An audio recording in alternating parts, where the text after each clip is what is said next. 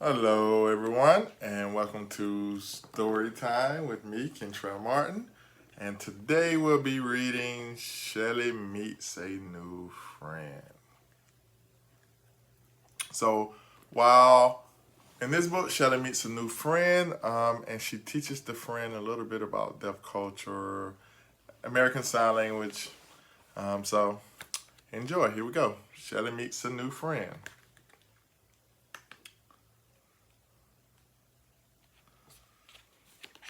Chapter 1.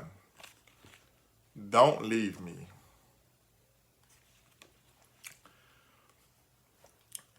Amber hung over the edge of her bed, looking for her shoes.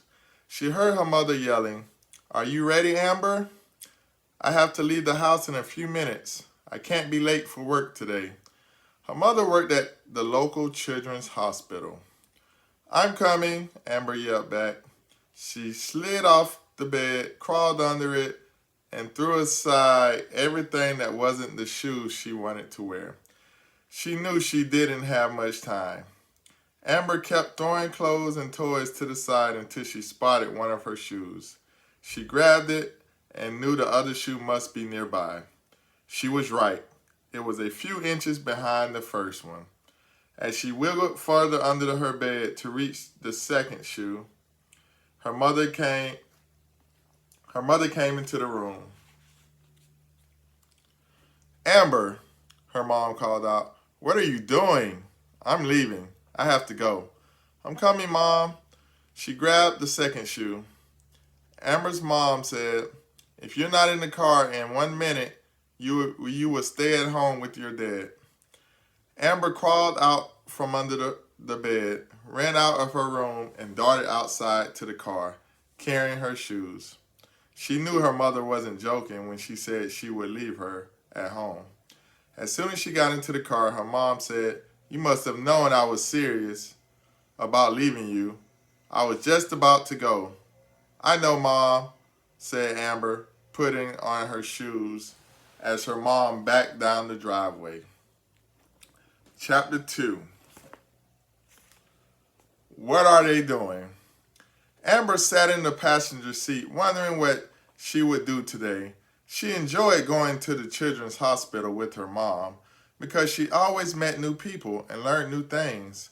All summer long, she had gone to work with her mom twice a week. Her mom parked the car in the hospital parking lot and said, "Are you going to sit with me in the office or play in the children's waiting room?" The children's waiting room was a playroom full of toys and games. It even had a computer for older kids.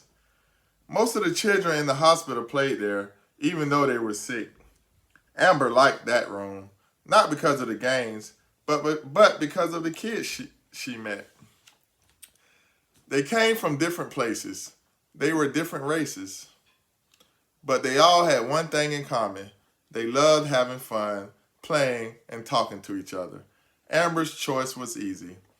I'll play with the children in the playroom," she told her mom as they walked into the hospital. Her mom's office had a big window and a door to the playroom. "If you need anything, just let me know," her mom said. She would be able to see Amber through the big window. Before she could finish her sentence, Amber had opened the playroom door. She could hardly wait to meet new friends.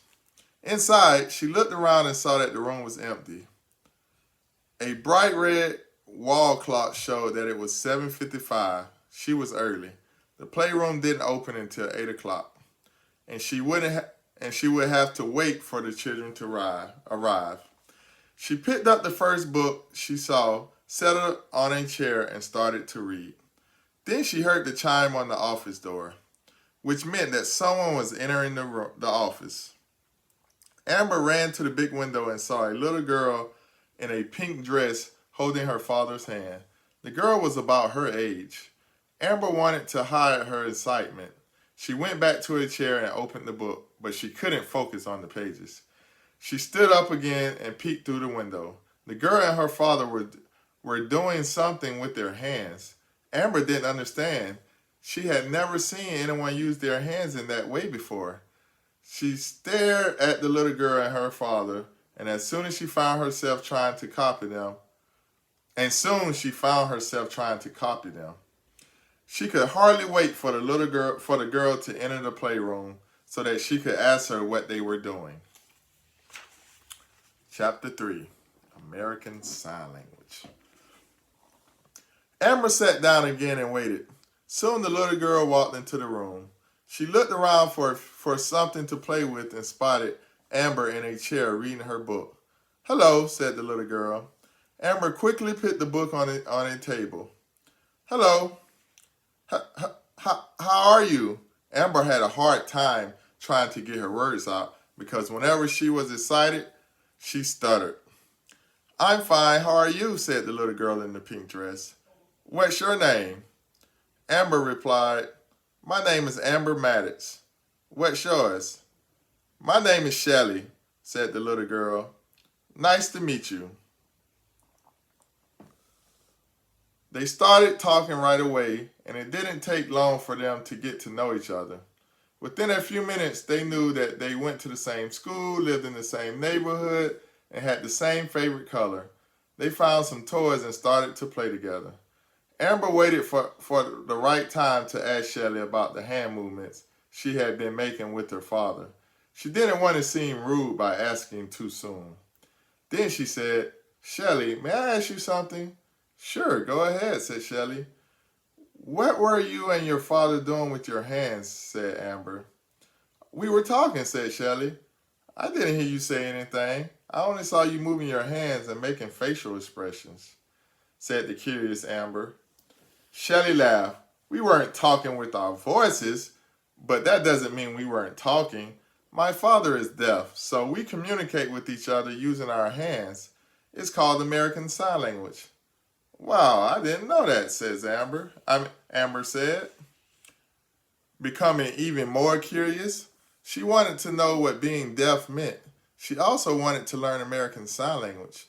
The chime on the door rang again. Shelly and Amber jumped up and ran to the window. They saw a lady with Shelly's father. In a flash, Shelly ran out of the playroom to greet her dad and the lady. Amber didn't understand why Shelly had left so fast. The lady didn't look like she could be Shelly's mother. Through the window, Amber saw that they were all using American Sign Language. She wished that she knew She wished that she knew American Sign Language too, so that she could understand what they were saying. As soon as Shelly came back to the playroom, Amber asked, "Who is that lady?" Shelly replied, "She is my dad's interpreter." Amber thought, "What is an interpreter?" But she didn't want to bother Shelly with another question. Soon a nurse entered the playroom and said, "Shelly, are you ready? Your dad and his interpreter are waiting for you." Shelly jumped up, ran to the door, and called back, "Bye, Amber." She left the room and closed the door behind her. Chapter 4. What is... Amber sat in the playroom by herself. She tried to remember all of the questions she wanted to ask Shelly. They were all about American Sign Language. Whenever patients left the playroom with the nurse, they always came back about an hour later. Amber knew she would have to wait for Shelly, but she was so eager to know more that she couldn't wait. She went to the computer in the corner and tried to think of a question. After a few minutes, she typed "deaf." These phrases were the first results that popped up: hearing loss, National Association of the Deaf, hearing problems, and deafness.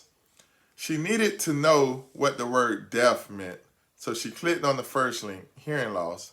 A website opened that said, "A deaf person has little to no hearing."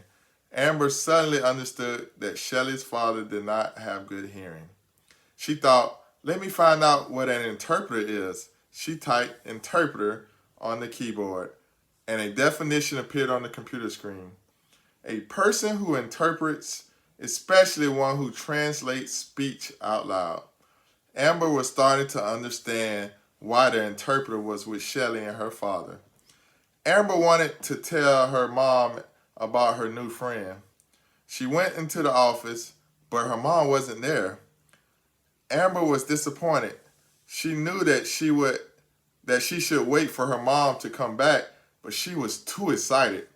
She decided to go and look for her. She wandered along the hospital hallway. Then she saw something that made her freeze. Her mom was standing with Shelly's dad and the interpreter, and she was signing with her hands, just like Shelly and her dad.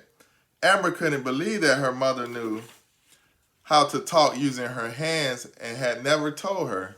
She ran to her mother.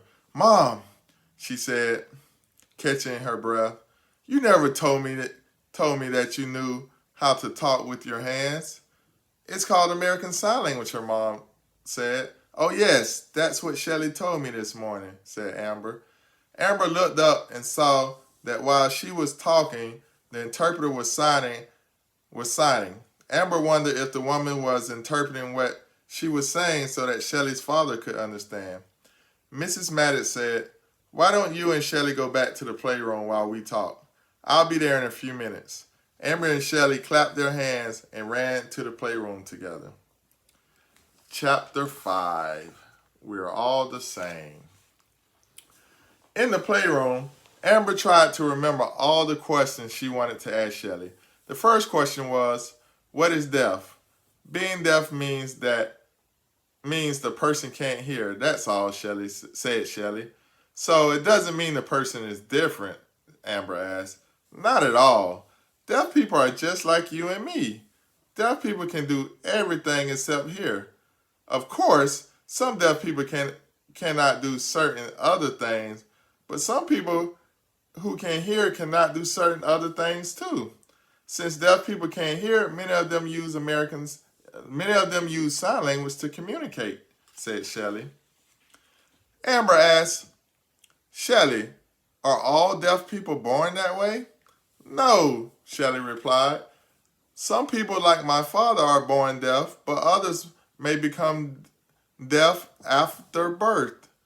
Some deaf people start learning American Sign Language at a young age, and others don't learn ASL until later in life. It just depends on each person's situation." "Is sign language the same everywhere in the world?" Amber asked. "No," said Shelly. "There are many different sign languages in the world. In the United States, American Sign Language is the most common." "That's so awesome," Amber shouted. "I wish I knew American Sign Language." "Is it the same as English?" asked Amber. "No, it's its own language," said Shelly. "I'd love to teach you some signs." Really?" Amber said. She was so excited that she started to stutter. "Okay, let's do it." Shelly taught Amber some words and phrases. She started with "Nice to meet you," "How are you?" and "See you later." Amber enjoyed every minute of it.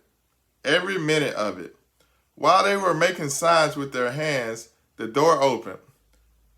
It was Shelly's father, the interpreter, and Amber's mother. "What are you two doing?" Mrs. Maddox asked. "Shelly showed me some signs in American Sign Language." "Watch," said Amber. Amber turned to Shelly's dad and sighed, "How are you?" He gave her a big smile, full of happiness. Everyone clapped and said, "Good job," in both English and ASL, American Sign Language. Amber was thrilled. They all smiled, talked, and signed for a few more minutes. Then Shelly's dad signed something. Amber asked, "What did your dad say, Shelly?" "He said we have to leave now," said Shelly. "We have to pick up my baby brother KJ from the babysitter." "It was so nice to meet you, Shelly," said Amber. "Thank you for teaching me some signs in ASL. The next time we see each other, I can teach you more signs. Since we live near each other, we can play together for the rest of the summer," said Shelly. "That's a good idea," said Amber. She gave Shelly a big hug. "See you soon." Everyone said goodbye. It was the best day of Amber's summer. She could hardly wait to learn more about deaf culture and American Sign Language. The end. So, in the back of this book, we have activities like all of the other chapter books. So we have, fun facts about deafness. we got some famous people. We have a list of many famous people, some inventions, different things that they've done that you probably didn't know that a deaf person has done, different accomplishments, just to show you just that the world is full of brilliant deaf people as well, just like hearing people. Um, then we have the questions and answers in the back, like the other books. We have a word search. And then we have the signs. So here we go. So deaf. So when a person can't hear that are deaf, that means they're deaf. So this means deaf. Deaf. Then we have doctor. You get a D. And so in your hand, doctor. Then we have communicate. 2 C's, communicate. Then we have friend. Friend. Hard of hearing. 2 H's. H. Hard of hearing. Hard of hearing. Then we have hearing. Hearing. Then we have hospital. So it's like you draw the little cross on your arm. Then we have interpret. Interpret. And talk. Talk. And then we have work. This is work.